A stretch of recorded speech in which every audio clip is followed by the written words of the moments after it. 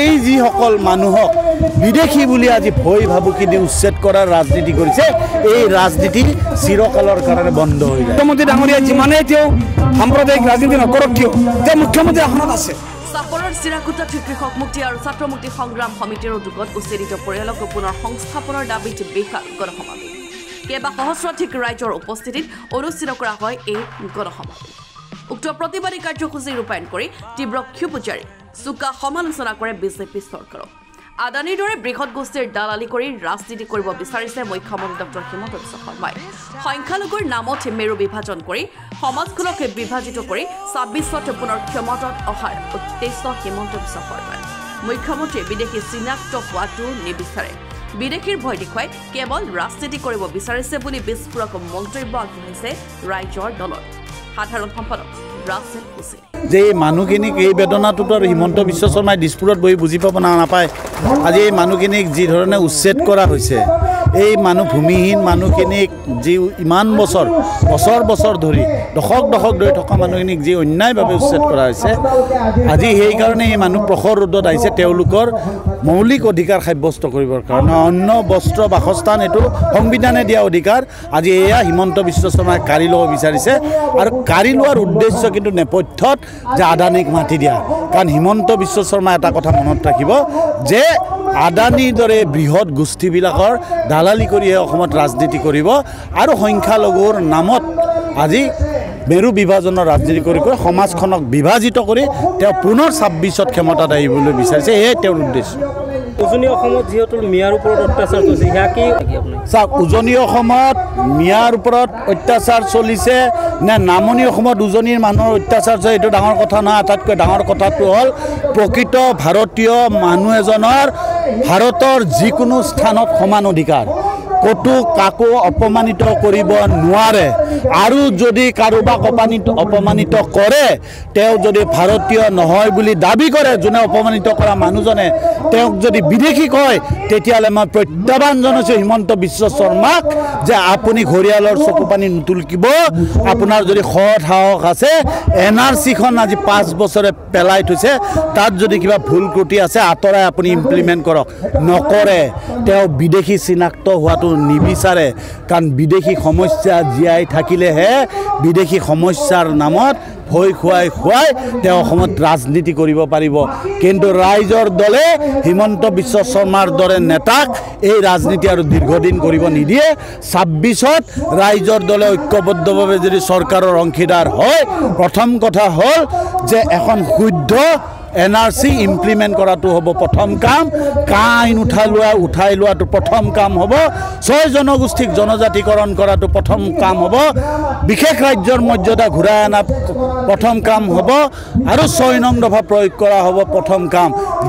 যাৰ জৰিয়তে এই যিসকল মানুহক বিদেশী বুলি আজি ভয় ভাবুকি দি উচ্ছেদ কৰাৰ ৰাজনীতি কৰিছে এই ৰাজনীতি চিৰকালৰ কাৰণে বন্ধ হৈ যায়। বিলাসীপাৰা সমজিলাৰ অন্তৰ্গত চাপৰৰ সন্তোষপুৰ, চৌৰাবাখৰা আৰু চিৰাকুটাত অসম চৰকাৰে চলাইছিল বৃহৎ উচ্ছেদ অভিযান।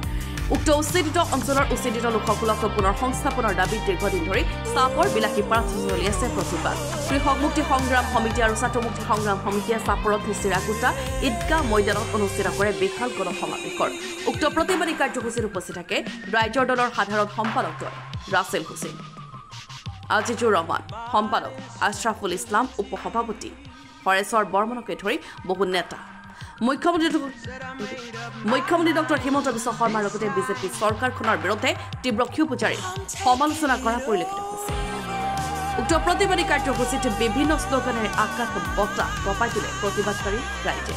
ৰাইজৰ দলৰ সাধাৰণ সম্পাদক আজিজুৰ ৰহমানৰ দাবী, শীঘ্ৰেই এইসকল উচ্ছেদিত লোকক পুনৰ সংস্থাপন চৰকাৰে কৰক।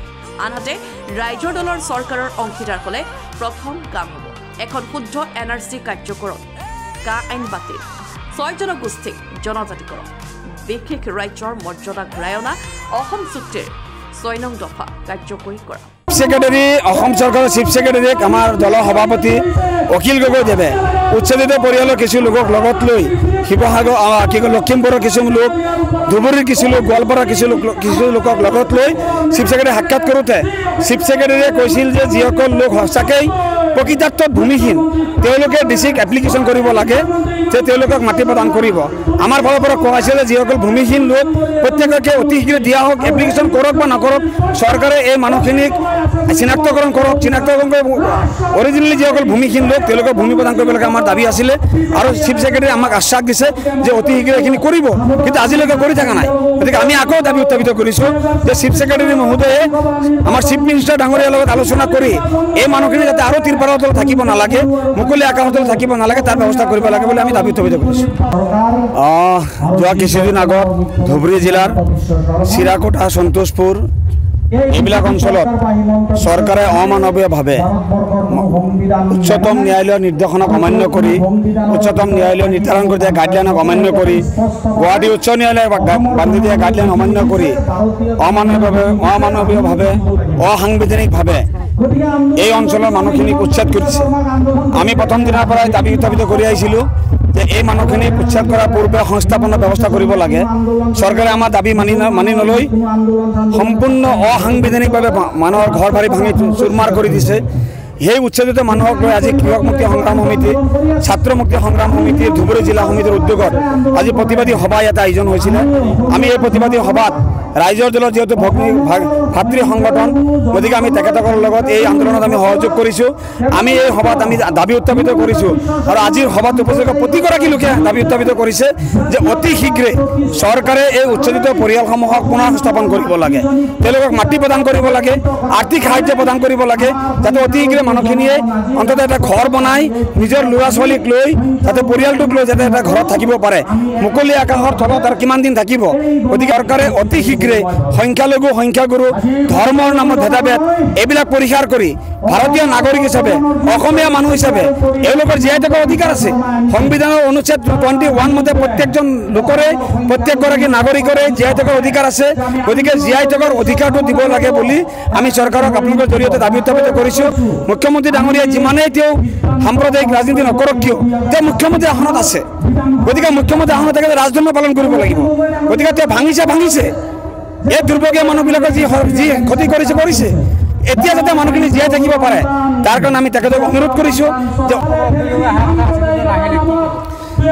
আপোনালোকে সকলোৱে জানে যে চৰকাৰৰ পৃষ্ঠপোষকতাত অসমৰ একাংশ উগ্ৰ জাতীয়তাবাদী যুৱকে তেওঁলোকে কিছুমান সংগঠনৰ নাম লৈ আছে। সেই সংগঠনবিলাক মানে সেই নিৰ্দিষ্ট ঠাইতে নাম শুনা যায়, বাকী ক'তো শুনা নাযায়। সেই নিৰ্দিষ্ট ঠাইত থকা সংগঠনৰ একাংশ স্বয়ম্ভু নেতাই শিৱসাগৰ জিলাত বিভিন্ন ঠাইত সাম্প্ৰদায়িক সংঘৰ্ষ লগোৱাৰ এটা অপচেষ্টা চলাইছে। বিশেষভাৱে শিৱসাগৰ বিধানসভা সমষ্টিত তেওঁলোকে সাম্প্ৰদায়িক সংঘৰ্ষ লগাবৰ কাৰণে এটা অপচেষ্টা কৰি আছে।